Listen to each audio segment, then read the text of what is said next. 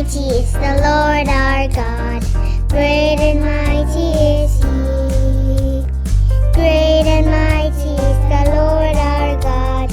Great and mighty is He.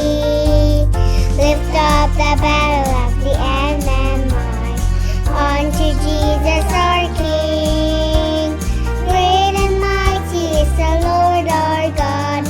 Great and mighty is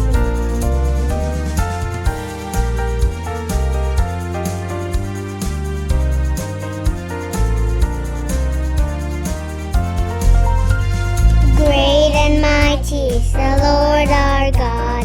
Great and mighty is He. Great and mighty is the Lord our God. Great and mighty is He. Lift up the banner of the end and might unto Jesus our King. Great and mighty is the Lord our God. Great and mighty is He.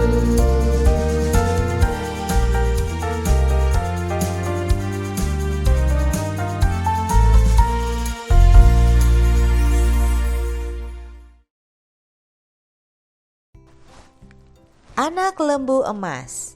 Setelah menyeberangi Laut Merah di tanah yang kering, bangsa Israel akhirnya sampai di Gunung Sinai.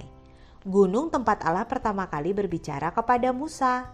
Mereka tinggal di padang gurun di kaki Gunung Sinai, dan 3 hari setelah kedatangan mereka, Allah menyuruh Musa dan Yosua naik ke atas Gunung Sinai. Allah ada di Gunung Sinai dan Dia memberi Musa 10 perintahnya yang harus dipatuhi oleh orang Israel. Dan 10 perintah itu ditulis oleh Allah di atas batu loh. Di atas batu loh itu Allah menulis, 1. Aku adalah Tuhan Allahmu, jangan menyembah Allah lain selain aku. 2. Jangan membuat patung yang menyerupai apapun. Jangan sujud menyembahnya karena aku adalah Allah yang cemburu. 3. Jangan menyebut nama Allah dengan sembarangan. 4. Ingatlah dan kuduskanlah hari Sabat. 5. Hormatilah ayahmu dan ibumu. 6. Jangan membunuh. 7. Jangan berzina. 8. Jangan mencuri. 9. Jangan bersaksi dusta tentang sesamamu. Dan yang ke-10, jangan mengingini milik sesamamu. Setelah itu Allah memberi Musa semua detail peraturan-peraturan Allah.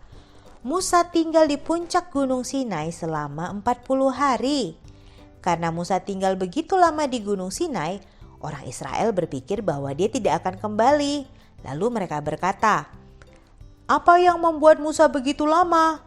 Mungkin dia sudah mati." Siapa yang tahu apa yang terjadi pada Musa? "Hei Harun, akankah Musa turun? Mungkin Allah yang Dia katakan kepada kita itu tidak nyata. Mari kita buat Allah kita sendiri sebagai gantinya." Dan Harun pun menjawab mereka, "Baiklah, berikan kepadaku semua anting-anting emasmu, dan aku akan membuat Allah untukmu." Kemudian Harun mencairkan semua emas yang terkumpul dan membentuknya menjadi anak lembu emas. Dan bangsa Israel pun berseru, "Ini adalah Allah yang membawa kita keluar dari Mesir." Dan Harun berkata, "Mari kita sujud menyembah anak lembu emas ini." Kemudian orang Israel sujud menyembah anak lembu emas itu, meskipun sebenarnya mereka dilarang untuk melakukannya. Tetapi mereka tetap melakukannya. Mereka membawa banyak persembahan untuk anak lembu emas itu dan mereka mengadakan perayaan untuk itu. Lalu Tuhan berkata kepada Musa, "Musa, cepat kembalilah pada orang Israel yang tidak taat itu." Mereka membuat anak lembu emas dan sujud menyembahnya dan berkata bahwa itu adalah Allah yang membawa mereka keluar dari Mesir. Aku sangat marah kepada mereka.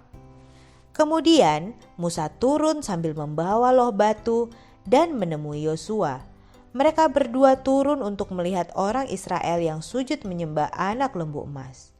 Musa sangat marah dengan apa yang dilihatnya. Dia melemparkan dan memecahkan loh batu yang dibawanya. Kemudian dia menghancurkan anak lembu emas itu dan menghentikan perayaan mereka. Dengan marah Musa berkata, Allah menyelamatkanmu dari Mesir, tetapi kamu membuatnya marah karena membuat Allah lain untuk disembah. Bertobatlah dari dosa-dosamu.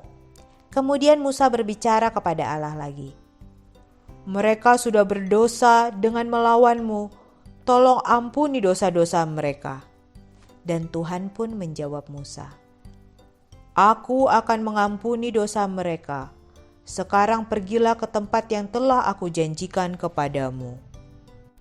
Kita tidak boleh menyembah Allah lain selain Allah di dalam Alkitab. Allah di dalam Alkitab mengasihi kita dan menyelamatkan kita dari dosa-dosa kita. Tidak ada Allah lain yang dapat melakukan ini. Allah ingin kita memiliki hidup yang kekal dan kalian dapat memilikinya jika kalian bertobat dari dosa-dosa kalian dan percaya kepada Yesus Kristus.